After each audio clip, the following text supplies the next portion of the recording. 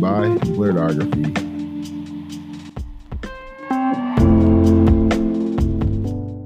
What's going on, everybody? It's me, Mark, and I'm back again with another episode of Blurredcast. And today we're doing another Black Nerd interview. I have someone who I've wanted to do an interview with and just be in the presence of for so long. I've had the privilege of working with this gentleman just this past year in 2021. I've just been a fan of everything he's done since he's created this one group that I am a huge fanboy for. I want to go ahead and introduce my guest. Go ahead and say hello to the audience out there. Hey folks, this is Sherman, one of the founders of Black Geeks Dragon Con, and thanks for the kind words, Mark. We enjoyed working with you. No problem. Where can everybody find you on the internet? If you do a search for DC Black Geeks, you'll find us. So DC is in Dragon Con. You can also look for us on Facebook at Black Geeks of Dragon Con. But we're on Instagram, Twitter, just got on TikTok, but I promise you will not see me doing any dances on there anytime soon. I'm sure you're a fine dancer. You know, dancing's the crave on TikTok. We gotta get you on there. I don't know if there's enough brown liquor in the world.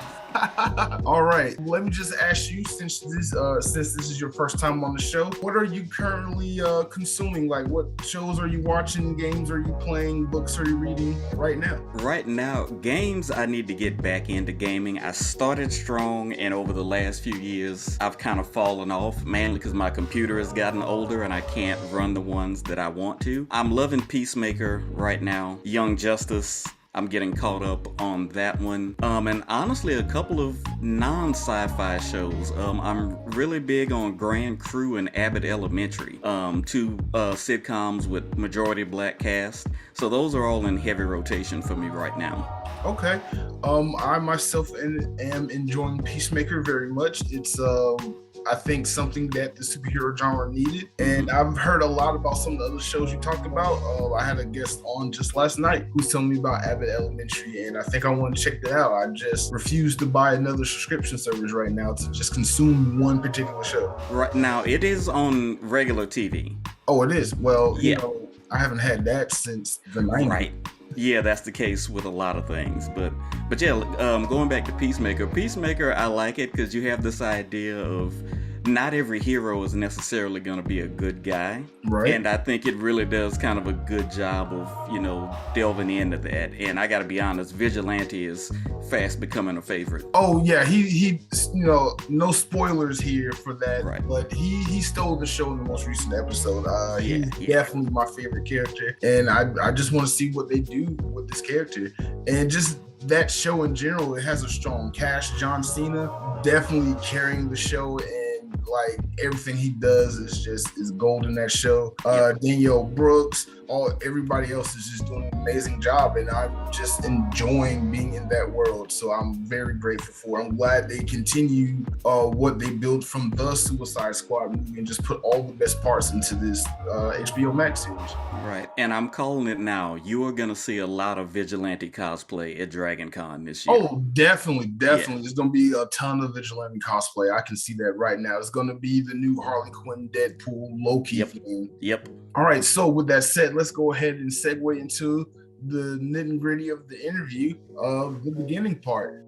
Tell me about your geek story. Tell me about how did you get into geek culture and what was it like for you growing up? Well, it's funny for me. It wasn't really geek culture when I was growing up. That's not what they called it. They just called it not being cool. I am in my 40s, so I'm old enough to remember when nerds didn't have a TV show. Like, we didn't have a Big Bang Theory and a Young Sheldon and oh geez, there's another one, but it's escaping me. We just weren't the cool kids. And I never thought of it as geek culture. I just thought of it as I had some different interests from other people. While a lot of kids at my school were bringing Sports Illustrated and the East Bay catalogs. East Bay catalogs, that used to be like Christmas in the black community because you could see when all the new shoes came out. While they were bringing that to school, I was bringing my G.I. Joe and Transformers comic books because that was kind of my big thing. I was way more into cartoons and sci-fi shows before I got into football, watching it, not playing it, obviously.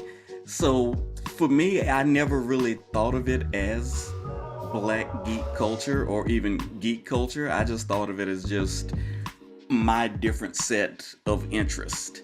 I went to predominantly black schools. I always jokingly say the most diverse school I went to was my college, and that was an HBCU. Every school I attended before college was 99.9% black. So, I was very aware that I was a black kid who had a little bit of different interest than most of the other kids I was around. But again, I never thought of it as black geek culture. I just thought of it as something different.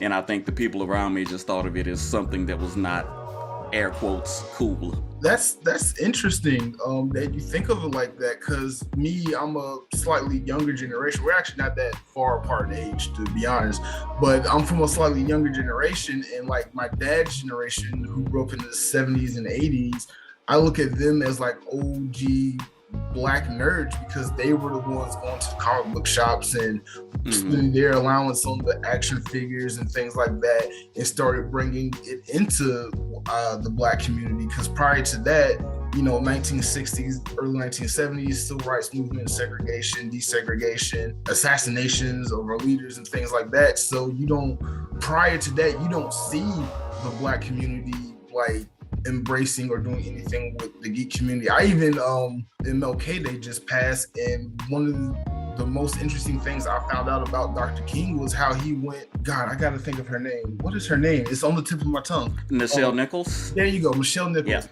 He went to Michelle Nichols and convinced her to stay on the original Star Trek series because she was going to quit and walk out because of the racism and all the things she was enduring. She told her story of how her favorite fan wants to meet her, and she was like, "Oh, my favorite fan has to wait because Dr. King is here." And come to find out, Dr. King is Dr. that King fan. was the fan, yeah. Right, and I just find that like amazing because I didn't know that. I've heard stories, personal accounts from my grandparents who met Dr. King and marched with him in various, just area and, throughout his career. And I never heard that story until seeing it on YouTube just this past year alone. So I think we have a yearning to want to explore things that are outside of us in our community and also be a part of those things. So I find it fascinating, just humbling that you see it in the way that you do. And that's kind of why I wanted to have you on, so I could share your story and get your insight of it. Now, let me ask you, this might be a little personal question, but let me ask you this. What were some of the challenges you have faced growing up being a black nerd in your generation? I would say finding people to nerd out with was a little bit tricky because, again, it was just considered to be not cool or not popular. And the internet in the early to mid 90s was not a thing. Well, I won't say it wasn't a thing, but it definitely was not what it is now. So you didn't have those online communities that you could go to. So, it made it a little bit trickier to find people with overlapping interests.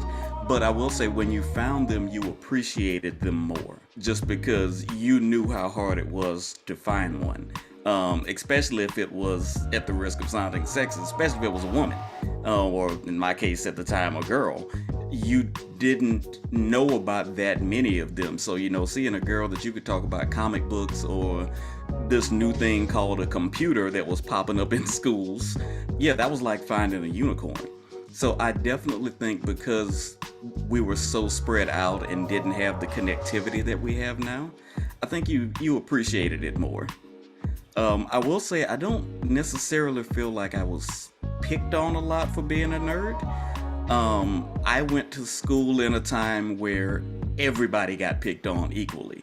It's very difficult to explain. You wear the wrong outfit to school one day and you were gonna get clowned on it for the remainder of the school year.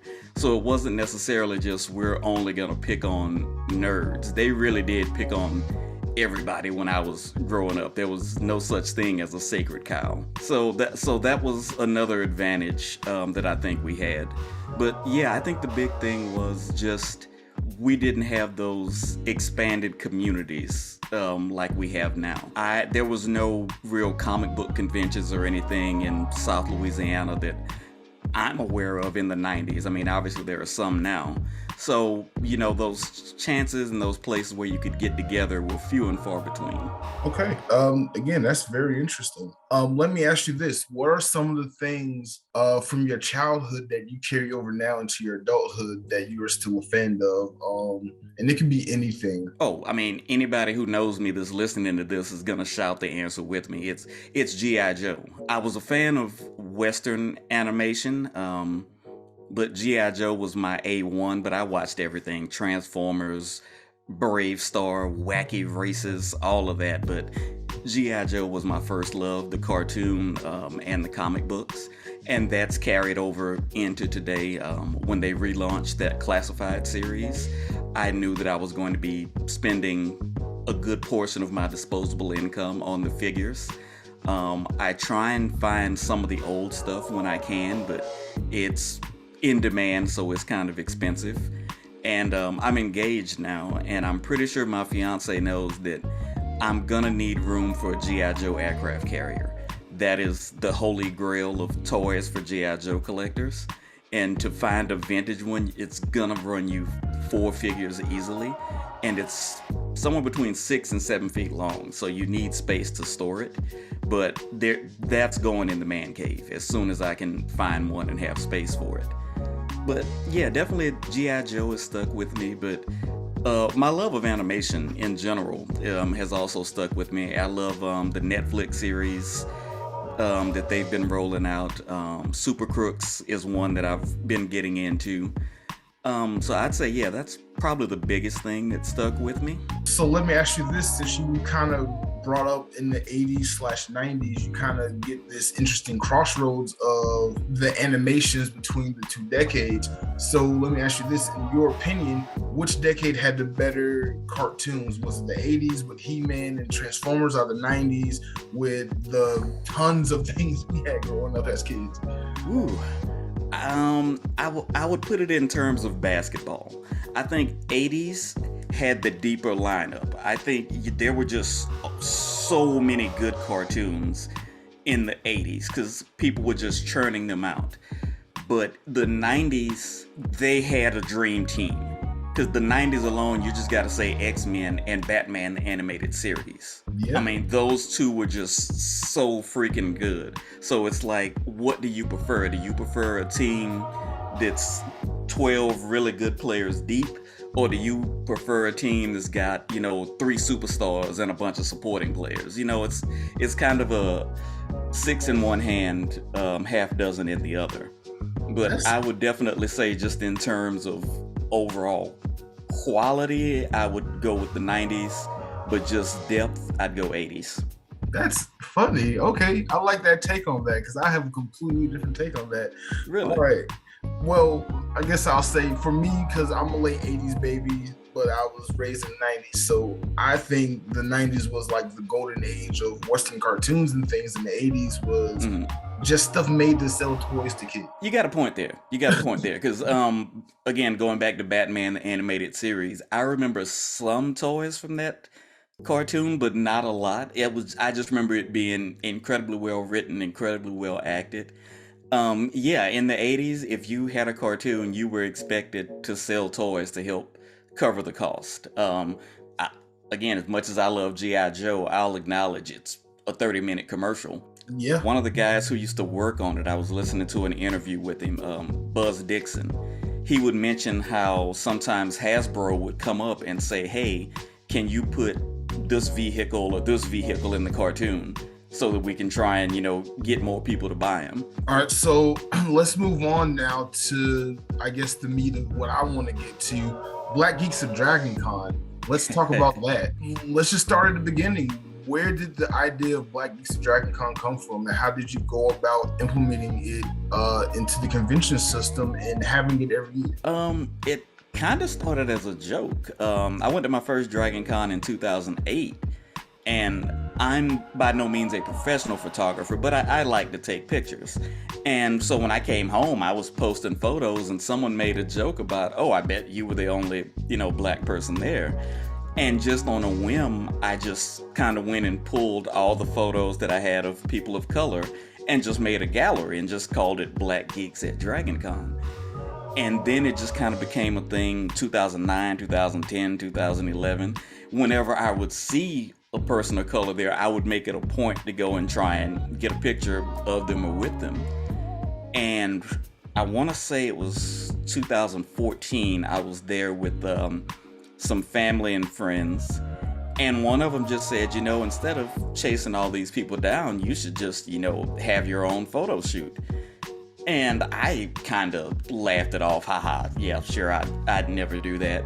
And they kind of kept, needling me and saying, hey, have you thought about doing that? And so I want to say probably February of 2015 or so, I just created a Facebook group and an event. And it kind of took off from there. Like I say, kind of started as a joke. I'm almost ashamed to say this now, but if I had known how big it was gonna get when I started it, I don't know if I would have done it. Because as things start to get bigger, you feel a little bit more pressure, a little bit more stress. I'm glad I did it, but if I had known then what I know now, I don't know if I would have had the courage to do it. Do you regret doing it now? Oh, no, definitely not.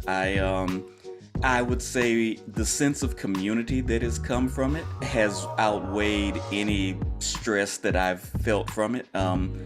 I've legitimately had people come up to me and say, hey, I didn't see a lot of people who looked like me before this event.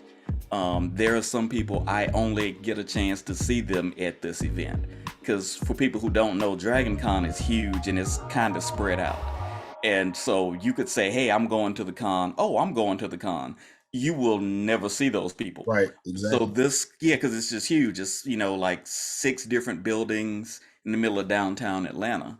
So this idea of, okay, all the Black geeks, let's just all get together and take a picture and have a mini family reunion. For some people, that was kind of their chance to connect and to reach out. So I don't regret it. My rule for it has always been I don't want it to get to be too much like work for the people who helped me out. And last year was probably the first time where we kind of came close to breaking that rule, but by and large, it's still a lot of fun, and I don't regret doing it. Yeah, definitely. I had a lot of fun last year. Thank you for having me out. I just want to tell you a little funny story tidbit about that first year you did Black Geeks at DragonCon. It was 2015. Yep. And I've gone to DragonCon since I think 2005, 2006. So I've gone to like DragonCon almost every year. And we're in Atlanta, we're in Georgia, and one of the first things you kind of notice when you walk in is, there's not a lot of us here. Mm-hmm. But then you find us, and you're like, why are we like off in the outskirts and in the corners in the basements of these hotels and just trying to find other people like us? Like, why, is DragonCon kind of a little segregated in a sense? Because I've seen plenty of documentaries on PBS and local television about DragonCon. You can pull them up on the internet. It's almost a ghost town, just everybody there, same complexion, and there's anything wrong with that. But I was like, Atlanta's mostly Black.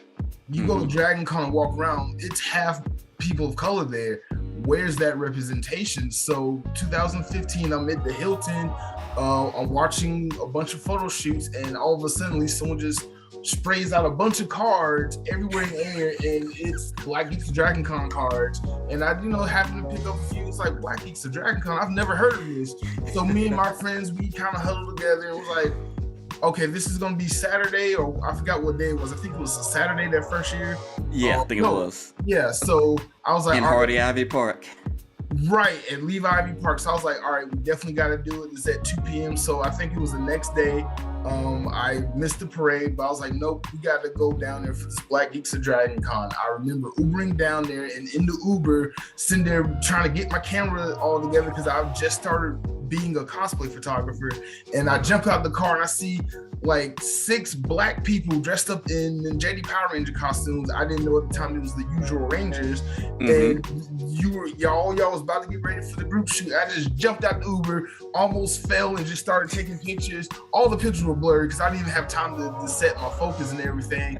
And I was like, yo, this is like the best thing ever. And since then, it's just grown and become so big. Like 2019, it was so many people there. Oh yeah. And just how big it was, and just because you did the hard work and putting all these people together, I've been able to meet other cosplayers, other videographers, photographers, people who do any and everything, who just support Black geeks. Thank you. You brought so many talented, interesting people together. And I was like, one day I'm gonna do an interview, a documentary or something, and I'm gonna do it about this, because since the first time you did it, it became the only reason why I go to Dragon Con. Oh wow, thank you. It's consumed. Like, I love Dragon Con just by itself, but now you have Black Geeks of Dragon Con, I'm like, that's the only part of it I care about now. So just thank you. You have had a hand in me being a cosplay photographer just because of that group. Oh wow, thanks, man. I'm just being honest. I don't know, I'm speechless, man, but I appreciate that. I am just being honest. Like, you know, I'm a fan of the culture and just Black geeks doing stuff, and you had an idea that I had that I didn't even know other people had, and you brought it together. And since then, I'm like, no, this is the thing I'm gonna do every year. This is definitely gonna be the highlight of every con that I go to. And I'm like, where is this at MomoCon, AWA, and Winterfest, and all these other cons? We need Black geeks of Atlanta. Just every con, we need Black geeks there. You just kind of roll deep. Yeah, it's it has been a labor of love, and you're right, the growth has been interesting, because we went from about 25 or 30, and then the next year I think we had about 50 or so, and then I just blinked and we were between 200 and 300. Those back stairs at the Hilton, we constantly packed them with people. It's been amazing, the quick amount of growth, not just of the Black Geeks of Dragon Con group, but I'll say it, Dragon Con as a whole. I mean, don't get me wrong, I'm by no means saying that they're a racial utopia, but I have seen more representation at Dragon Con over the years, especially since I started going in 2008. I can't say if our group has had anything to do with that. I would like to think that it has, but yeah, I've definitely just seen more people of color, more people with disabilities, a larger LGBTQ presence has been there. So I think it's good. I like seeing different cosplays on different body types. I like seeing the mashups that people do.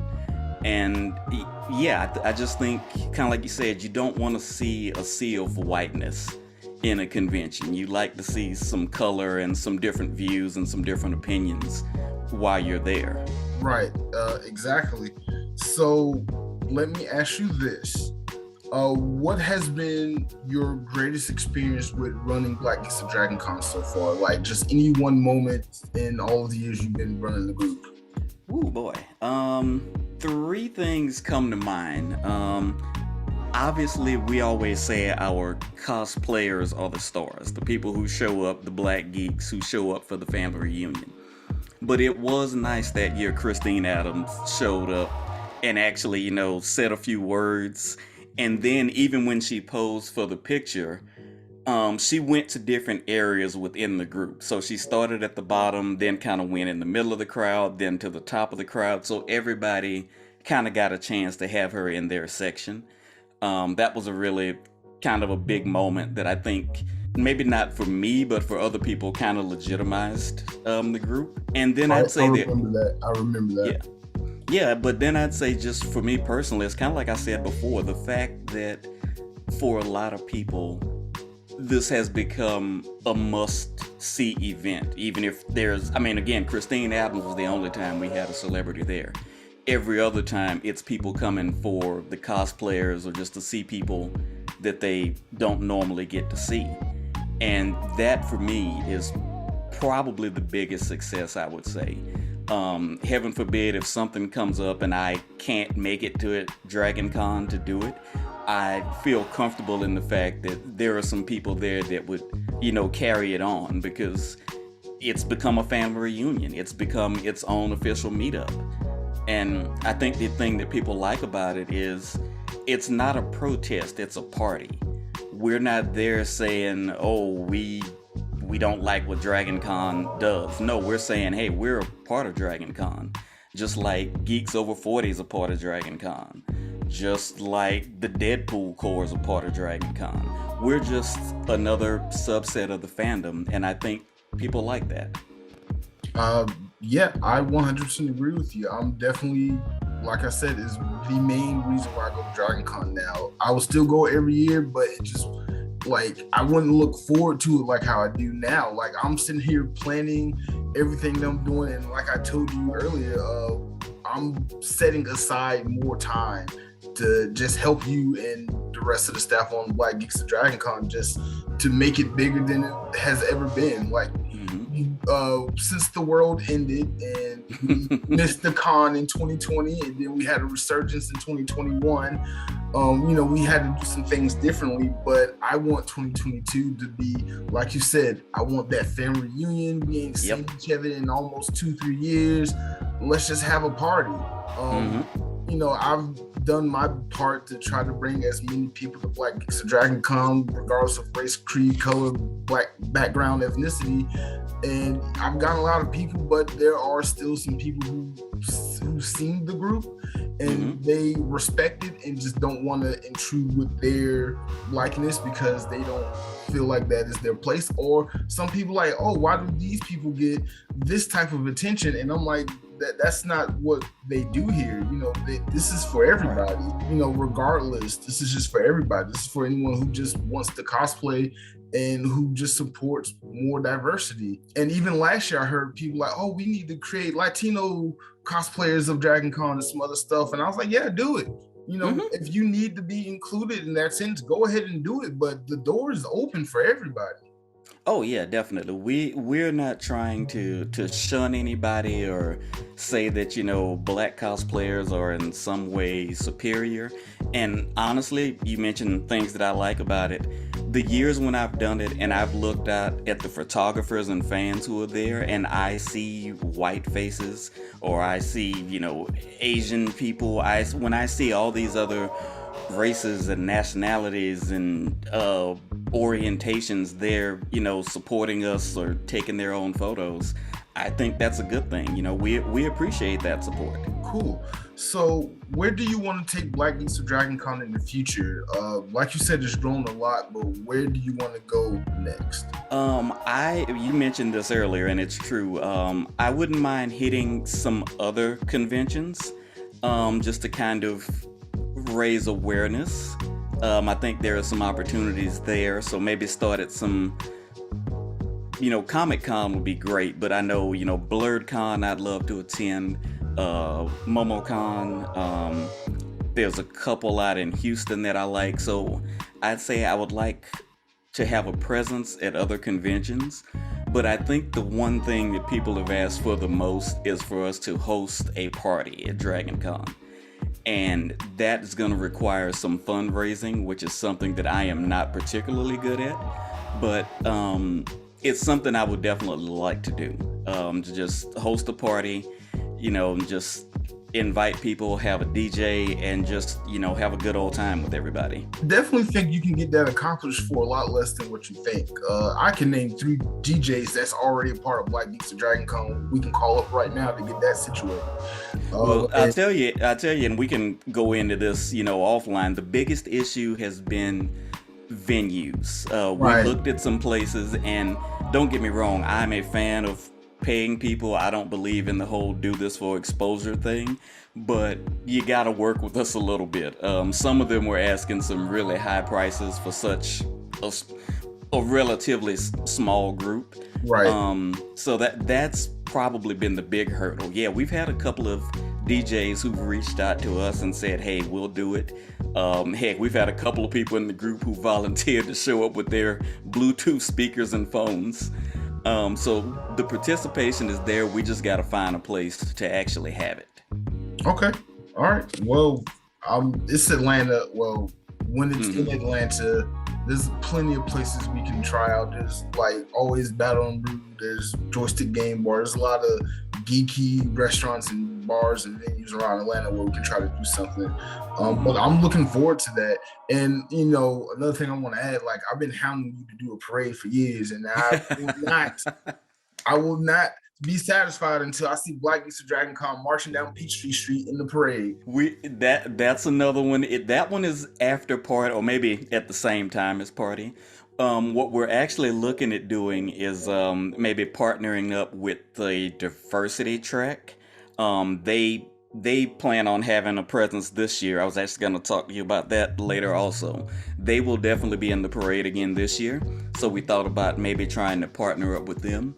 But it comes down to time and resources. I've got a good crew supporting me, but I don't want it to become too much like work for them. So I try not to throw too much at them. But yeah, the parade will be fun. Especially if we could get, like a cool float or something. I love, there's a group, they have a pirate ship. I know exactly what you're talking about. Yeah. If we had, maybe not necessarily a pirate ship, but yeah, if we had a nice float with a theme, I would love to do the parade. It's something that I recommend that everybody at Dragon Con do at least once. Definitely. I know a lot of the old heads, that they use that time to rest, but I feel like, if you're a first timer or relatively new, it's good to check out the parade. And I would love to actually take part in it one year. And the added benefit, it's on TV now. So you don't have to wake up at 4:00 in the morning on Saturday and go wait in line. Exactly. Or just all that. Because I've had stories from like being on the side of the street trying to get the parade, trying to watch it on TV. And I've been in the parade helping other groups do photography and video for them. So I have all types of stories to tell with that. But you brought up something interesting that I would like to get into. You mentioned your crew that works with you on Black Geeks of Dragon Con. You like to let's talk about them for a little bit. How did you come about finding this amazing crew of people, and how do you go about looking for new people to add to the team? It started with family. Had a cousin who lived in Atlanta, and she and her then boyfriend, now husband, they joined me one year. They just kind of showed up and they were like, oh man, we kind of like this Dragon Con thing. And then I want to say that was 2014 when they were, trying to convince me to do it. Another cousin and one of their friends showed up, and we were just, in the hotel room chilling after a long day. And that's when David, he brought it up and said, hey, you ought to just have a photo shoot. And it just kind of snowballed from there. And I could call them a street team, because you talked about handing out the cards and everything. You could call them a street team, but they also help out a lot with the planning. David is a really good project manager, so he keeps me on my toes. My cousin Mercedes, she's usually the timekeeper when we're actually doing the shoots. We've got Sam and Kwaku, who are usually helping out with photos in the background and people wrangling. Tamara, my fiance, she's about to be married into it. She is by no means a geek, but she supports me. So, and she also likes, because she was the happiest person to be there last year. Oh yeah, well, she also likes being able to tell people what to do. So when I was like, okay, you work over there, try and get people rounded up. Oh yeah, she loved that. But it's growing on her. It's growing on her. She's not as big a nerd as I am, but she's got a couple of things that she likes. And again, she's very much supportive of me and my interest. So yeah, that's kind of how it started. I may be the face of it, but those other folks that I named, they really helped me keep it going. Especially David, because there have been some times I've been like, I don't know if I can do this, man, and he's always right there to help pick up the slack. What doors has creating this group opened for you? Like, how has your life theoretically changed since 2015 when you created this group? Professionally, I mean, I've had a chance to get on some panels at Dragon Con, which I actually enjoy doing. And so I've had a chance to get on there because more people, kind of see me and recognize me. Got featured on BET, so that was always fun. I also think just going through the process of submitting panels and ideas, I've kind of applied that to my work. So, trying to get in at different conferences and professional developments. But personally, I think it's kind of helped me because I wasn't always. It's kind of helped me come out of my shell a little bit. The chanting that you see at Dragon Con is probably a little more outgoing and extroverted than normal chanting. And I think Dragon Con really helped bring a lot of that out, and specifically the Black Geeks photo shoot. So yeah, professionally and personally, it has been a benefit. Now, again, there have been some days of stress and worry, but I'm happy to say that the good definitely outweighs the bad so far. Okay. What has been some of the challenges you faced since starting Black Geeks of Dragon Con? So kind of like I mentioned, a lot of this stuff usually, the bigger things that we want to do requires money. Thankfully, it's not, nobody's going broke doing it, but we're also not getting rich doing it. I mean, we print up, a couple of 100 cards every year, sometimes some little handouts. But if we want to grow, we're gonna need to figure out a way to get some money, in terms of sponsorships or something like that. And fundraising is something I've never particularly been good at. And I think anytime you have something and it starts to grow, you have to worry about it because you get more moving pieces. If, as I'm sure scheduling these photo shoots around other things that's going on can kind of be like herding cats sometimes. Yes. We've been fortunate, and I'm gonna knock on wood, we haven't had any bad faith actors or rabble rousers there, and I'm very blessed and happy that that's the case. But you always wonder, okay, is somebody gonna come up there and act a fool, and we have to do something about it? And again, thankfully, that hasn't been an issue because Dragon Con people are, as a whole, good people. So the stress that sometimes creeps up on you is definitely a negative, but like I said before, the good definitely outweighs the bad. All right, so let's switch gears a little bit and just talk about your just overall con experience. You mentioned that you've gone to a few other cons. You mind telling me some of your favorite cons you've gone to and why?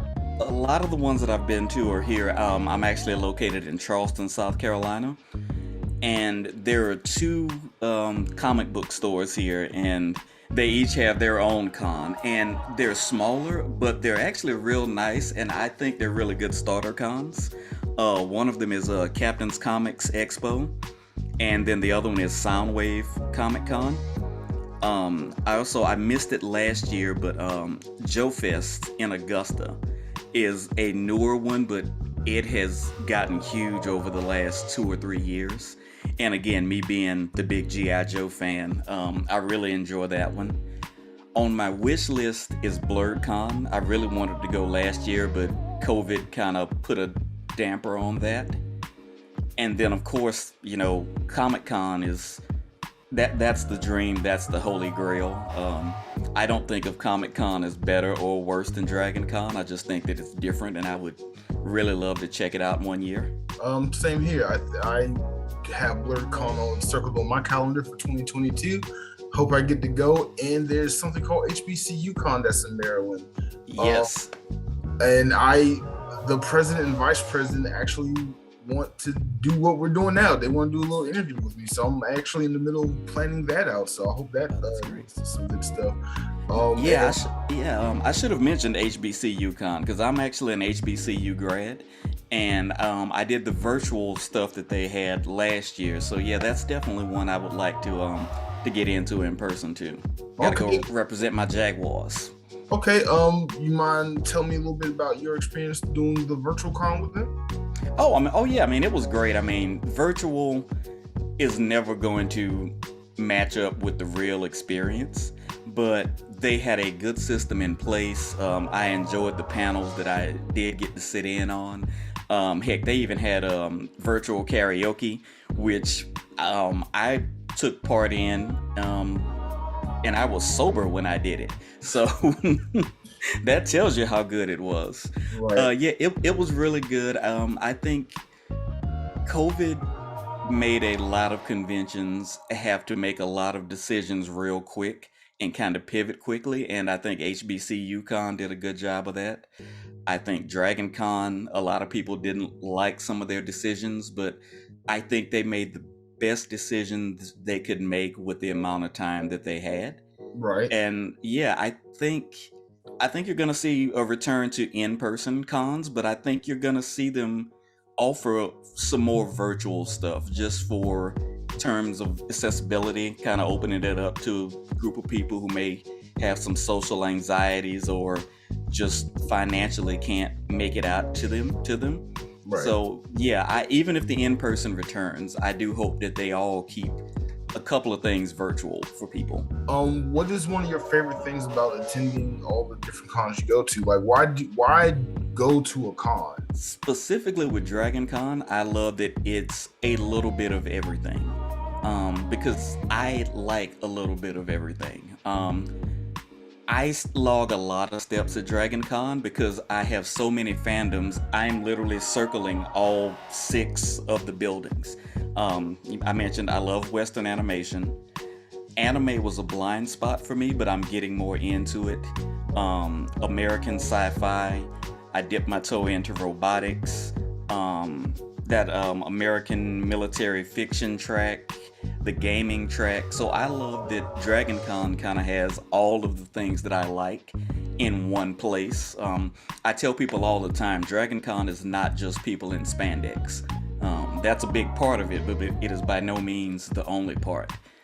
And just as far as going to cons in general, it's something that I like. It gives me a chance to be a fan.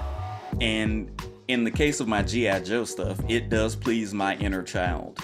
When I go and I see other adults, trying to pick up some G.I. Joe toys, or I see cosplayers dressed up as figures and characters that I watched on the old cartoon show. Professionally, you can get a lot out of it too. I mean, you get on these panels, you start talking to people, and you also remember that these people at these conventions, they're real people. As I'm sure you know, I mean, in our group, we've got some doctors, we've got some CDC employees, we've got researchers, we've got dance instructors. So you really get a chance to meet some people who you can learn from or who you can just kick it with even outside of the geek space. Right. Yeah. I 100% agree. And just on top of that, cosplay is just amazing. With that said, I want to pivot on to the next section of questions, and that's cosplay. You created a cosplay group for a convention, so obviously you have to cosplay. What are some of your cosplays that you like to dress up as, and the different characters you like to go as? I'm still very much a rookie when it comes to cosplay, but I am trying. Last year I had some plans for things that I wanted to do, and then COVID kind of ruined a lot of the planning. At first I didn't cosplay. I was kind of just a geeky t-shirt guy. And then I started doing a little bit because it made me feel more comfortable approaching other cosplayers to ask them for a photo if I was dressed up. I felt less like a creepy guy, if that makes sense. So I do a lot of cosplay using stuff that I already have. Luke Cage, even though I am not built like Luke Cage at all, I will bust out my hoodie with the bullet holes in it and have my coffee can. I also had Shy Guy from Mario Brothers and the Mario Kart series. And there was one year, I was a big fan of Overwatch. Like I said, I've kind of fallen off playing video games lately, but for about a year and a half, I was big into Overwatch. And when they had the Overwatch pool party, I went as a swimsuit version of the Reaper character. So that one was also kind of fun. I've got a few that I want to try that are on kind of my step my game up cosplay wish list. So we'll have to see how it goes. This might be the year for a few of those. You mind sharing a few of those, or you? Oh yeah. Oh yeah. I mean, none of them are. I mean, so like, I'm a huge Gambit fan. He's probably one of my favorite comic book characters, period, full stop. Would love to do a Gambit, Frozone. I've had several people tell me, I should do a Frozone. And I want to do a G.I. Joe character, but there are so many that I like. I'm having a hard time picking one. I think last time I checked, I had it narrowed down to 4, but I'm still, working on that one. And I gotta be honest, I said it earlier, I'm really thinking about doing Vigilante because I like that character and I like his outfit. I think you should definitely do it. Get on the Vigilante train now because you don't want to miss that. Yeah, definitely. So yeah, there's a few. Like I said, I mainly started cosplaying just to make it a little bit easier for me to approach the cosplayers. I realize now I didn't have to do that, but yeah, it's a lot of fun. It gives me a chance to kind of be somebody else, and I encourage. Again, it's another thing. Try it at least once. It doesn't have to be super involved. There's a thing called closet cosplay. Try saying that 3 times fast. Just have fun and don't judge people when they do it. That's some good tips. Do you have any other tips for cosplaying for people who might be interested in doing it, or even experts who just might want to try something different? You have any other tips you can offer? A lot of my tips really involve kind of the cosplay mindset. Just because you don't look exactly like a character, that doesn't mean you can't cosplay them. If you're a size 14 and want to be Wonder Woman, you're still Wonder Woman. If you are black and don't have 6-pack abs but want to be Superman, put that costume on, be Superman. And kind of let your imagination run wild. One of my favorite things are cosplay mashups. I remember one year there was a guy, he was Obama Iron Man. So he had the Iron Man armor, and under the faceplate, he was just wearing an Obama mask. And I just thought that was hilarious.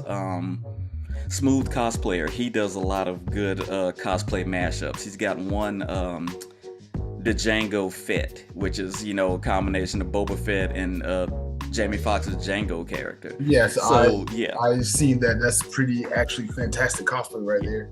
Exactly, yeah. So I love a good mashup.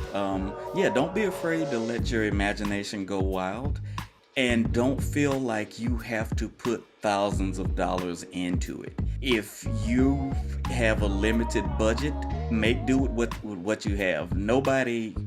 I won't say nobody's gonna judge you. People who matter are not gonna judge you. Anybody who judges you does not matter. If you have to buy your cosplay, that's fine. I had a quote a while back, cosplay is cosplay. Doesn't matter if it's sexy cosplay, doesn't matter if it's closet cosplay, store-bought, or if it's homemade from virgin wool sourced from the Himalayas. It's still cosplay. So, just do it and enjoy it.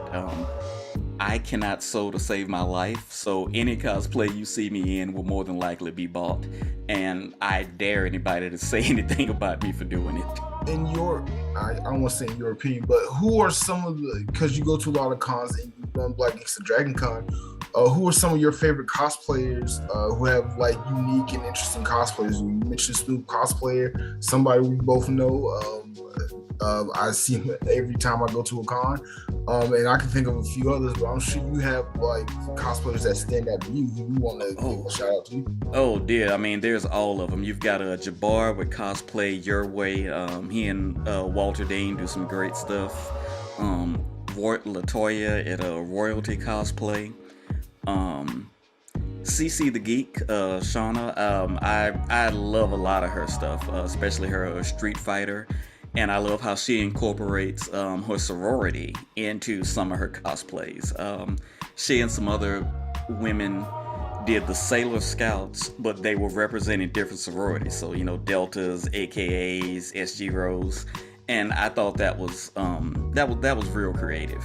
Okay, cool. Yeah, there is so many. And then sometimes they're just people, they may only do one thing, but they do it so well. It's like okay, that's them. That is what they are known for. There's a cosplayer, she goes by Remy D, and she has a Belle from Beauty and the Beast cosplay that I love it every time she does it. She really embodies the character, and she just looks great. You see kids running up to her.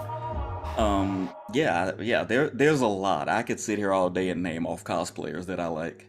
Okay, cool. So you mentioned that you like fusion cosplays and you like a lot of the intricacies of just cosplaying and Hmm. that nature.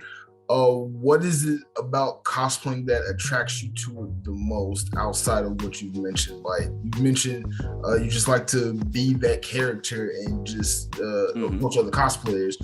Is there something more to it? Because cosplay has just become this thing that people are coming to and flocking to in droves, and the community is just getting bigger and bigger and bigger every year. I think it's embracing the fandom, and again, kind of like I said, it's just getting to kind of be that character for a while. It's an extra Halloween. Is kind of another way to look at it. And again, I'm kind of a rookie, but I know just from talking to other cosplayers like seeing what other cosplayers are doing so that they can kind of step their game up, especially the ones who do a lot of building and making. I have seen them, ask each other, hey, how did you bond that together? Or what kind of stitch did you use there? What glue did you use for that? Just to see them swapping ideas. Yeah, and just the amount of creativity that goes into it.